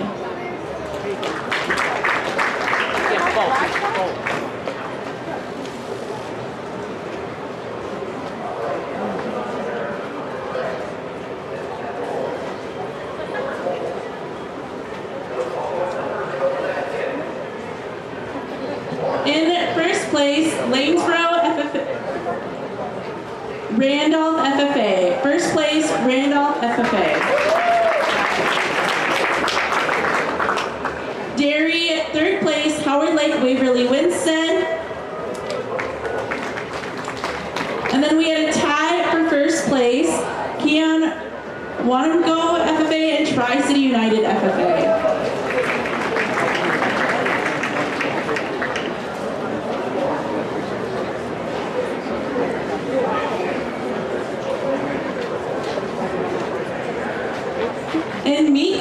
second place, tie for second, Austin FFA and Alumni FFA.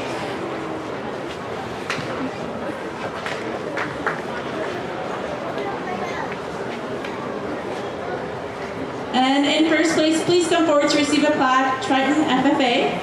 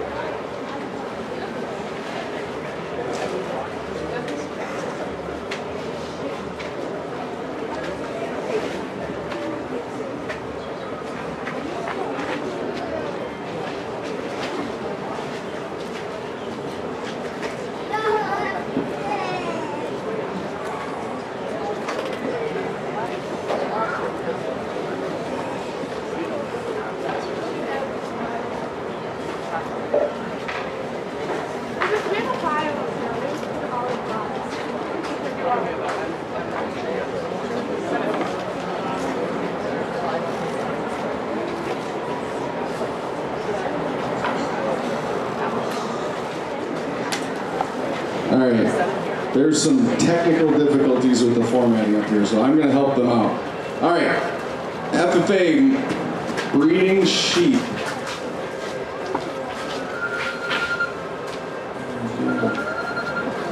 Yeah, there's technical difficulties on mine too. New London Spicer FFA is third, so please stand. Hayfield FFA is second. And Fillmore Central is first. And then, is that it? Yeah, so now, and overall,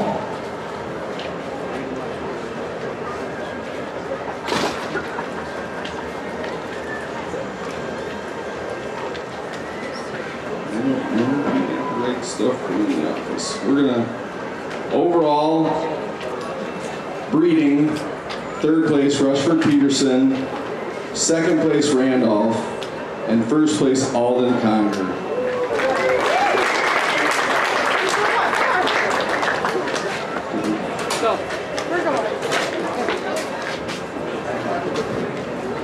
All right, we're going to move on to the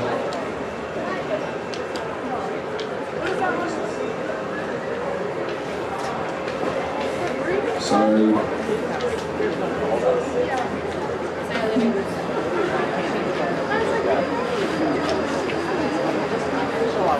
Alright, I apologize. Sheep is Perman third, Howard Lake Waverly Winstead second, Kenyon Wanamingo first in sheep. Breeding overall, sorry, Tri-City United, Randolph, and Kenyon Wanamingo. Sorry, the email had breeding and market reversed from what the program had it, so. Congratulations to those chapters. Please give them all a round of applause. Sorry for the technical difficulties. I know we got the last ones right. Swine. We can add swine. In third place for swine, we have Yellow Medicine East. And a tie for first place between Kenyon Wanamingo and Glencoe Silver Lake.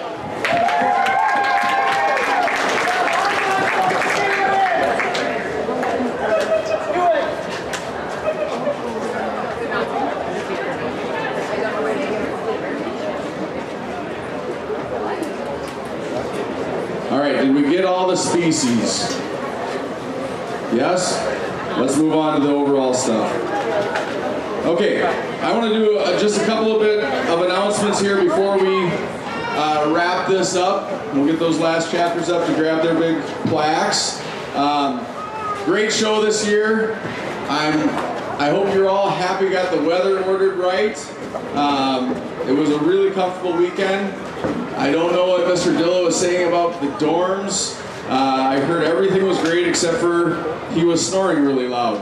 So couldn't have gotten a better year for sleeping in the dorms. I do want to note one thing that I thought was really special this year.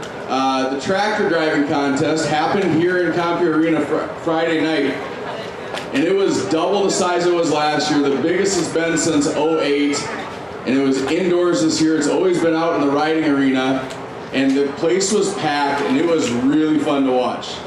I'll put myself up against anybody with a two-wheel wagon, but those kids were making a four-wheel wagon look as easier than a two-wheel wagon. They were impressive. And we did have the idea, I'm going to apologize to Mr. Stemper because I might be adding work to his load, but somebody had the idea of maybe doing a celebrity tractor driving next year if we get to be back in here. And I think I saw Commissioner Tom Peterson. We're going to put him on the spot, and I think he's going to be the first person in the celebrity tractor driving next year. How's that sound? He wants to see the commissioners try to back a wagon. Maybe some board managers want to show us how to back next year? Yeah. Wally says he'll do it. Wally's up. All right. There we go.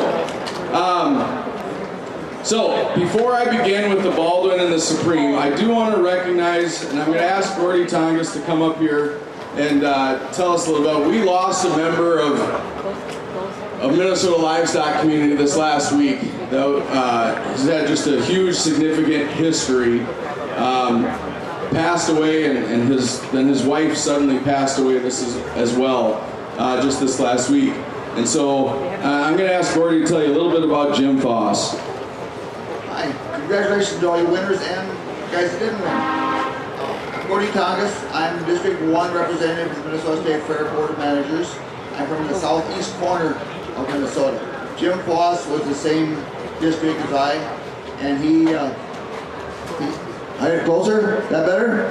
Okay. Jim Foss was the same district as I was in District 1. He encouraged me to be on the State Fair Board. He was a very good supporter of ag. He was the manager of the Goodhue County Fair, and he did a really good job on the Fair Board promoting a lot of these contests and a lot of these shows. And he passed away about 2 weeks ago, and his wife passed away this week. So I guess the funeral is September 21st, but we just have a moment of silence for Jim Foss. He was a really good guy and a good supporter of agriculture. So.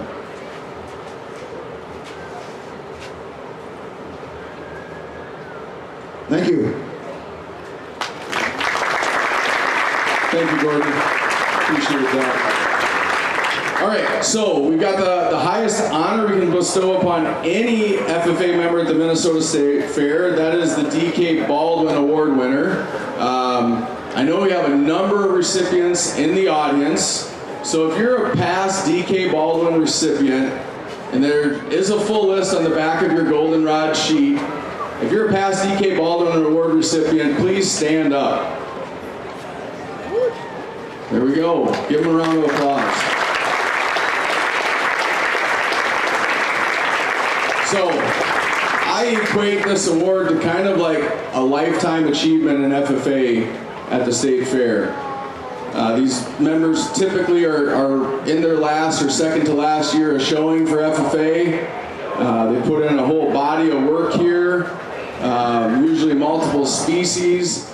But the part that you can read the description on the back, the part is, it's not just about accomplishments in the ring, it's about their integrity and character back in their tack stall and around the barn and ringside with other members and what have you.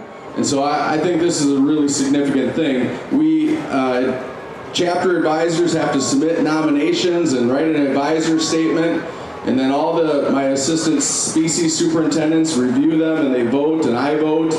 And it was really tight this year. And I had one of my assistant superintendents who said he's been reviewing these for 16 years, said it was the toughest decision he's made yet in deciding who to put down for his vote. And I know we kind of keep saying that every year, but that shows you the quality of our FFA members just keeps getting better and better in the work that they're doing. And so kudos to everybody that was nominated, but we still have to pick one, and we're going to do a little interview. So Taylor Franz from Wyndham FFA is here. Come on down. Congratulations.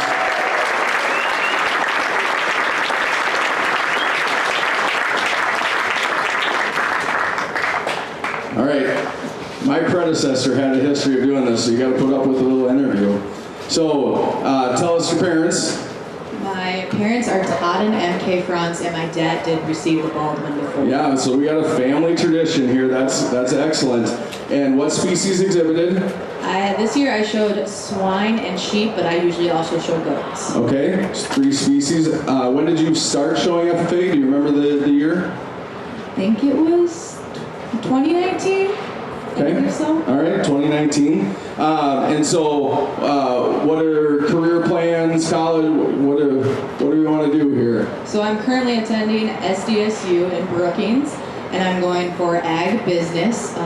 Hoping to get a job in sales somewhere. Don't know where I'm going to end up. But okay, but staying in agriculture. Staying in agriculture. Probably maybe some livestock agriculture? Yes. All right. Hopefully show agriculture. Okay, very good. And what would you say is your favorite memory from an FFA show in your history? So usually it's not typically when we do showing here, but every year after this we typically go and do all the rides with all of our chapter members. So oh, that sounds fun. That's good. Okay, and if you have some advice, there's a number of FFA members in here, maybe freshmen, sophomores. What advice would you give those younger FFA members coming up in the showroom? So making sure that it's not always about the winning, but seeing the kids on the side of the ring and going and talking to them and telling them they did a good job throughout it. And I have made a lot of friends in FFA and just through the show industry. So making sure you always got their back and being able to go in the ring and hold a pig stick if they have a couple in the same class. So. Well, congratulations, everybody. Let's give her a round of applause.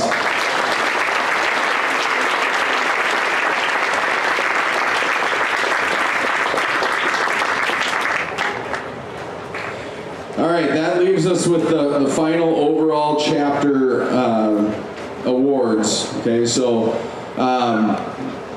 all the points are added up. We decide to market top chapters, breeding top chapters, then they're summarized into the supreme chapters. And this is, I know what a lot of you are still waiting for. And so we don't, I'm going to announce the species supreme, so where the market and the breeding are put together, there's no awards for that, but it lets you kind of in on a little bit of kind of predicting who it might be. So we'll start off with beef, just you can stand to be recognized, but third place was Lyle FFA, second place was Randolph FFA, and first was Alden Conger. Supreme for Swine, third was Sibley East, second was Randolph, and first was Alden Conger. All right. Third place was Randolph in sheep, second was Hayfield, and first was Kenyon Wanamingo. And in goats, third place Randolph, second Rushford, and first Alden Conger. All right, so lean over to your neighbor and make your prediction now. Who's it gonna be? All right, I'm gonna give you the points totals too for overall Supreme Best FFA Chapter Exhibit at the 2024 State Fair. At 426 points in third place, Kenyon Wanamingo.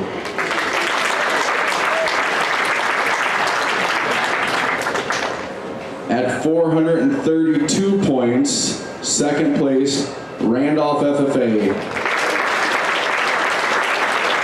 So that means our top chapter for this year at 505 points, Alden Conger.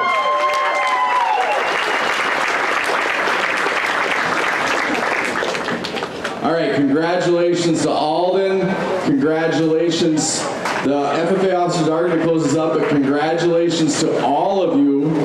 Please let the officers close down the program. Thank you very much for all you do. We had a great FFA weekend. I appreciate all of your help in the show ring and what have you. And please come back next year. Congratulations to all of our exhibitors, and thank you to families, volunteers, and especially the FFA advisors who made this show possible. Every FFA jacket gets its start in an ag classroom. Our shows and exhibits throughout the fair would have been empty if it were not for the hundreds of agriculture teachers and FFA advisors teaching the 40,000 Minnesota students in our schools. We really appreciate all that you do. In ag, food, and natural resources education, even when the fair ends, our students and teachers are back in the classroom the next day, continuing to make strides towards the future. State Fair is the conclusion of many of our projects, but tens of thousands more students at home will continue to work on their SAEs and work-based learning projects as we prepare for another year. We are so proud of you, and we are thankful for everyone who made this possible year after year. If you are interested in supporting the incredible things happening in agriculture education programs and in FFA chapters, please consider showing your support through the purchase of the new agriculture license plates, which supports programs delivered by FFA and 4-H. The plate has already raised more than $30,000 for FFA alone. To close our event, we would like to have everyone in their state fair shirts, the yellow and blue shirts, join us for a group photo. And don't forget to get any photos you need at our photo backdrop before you leave. To those here and at home, we hope you will connect with and support your local program this year. Thank you for joining us for the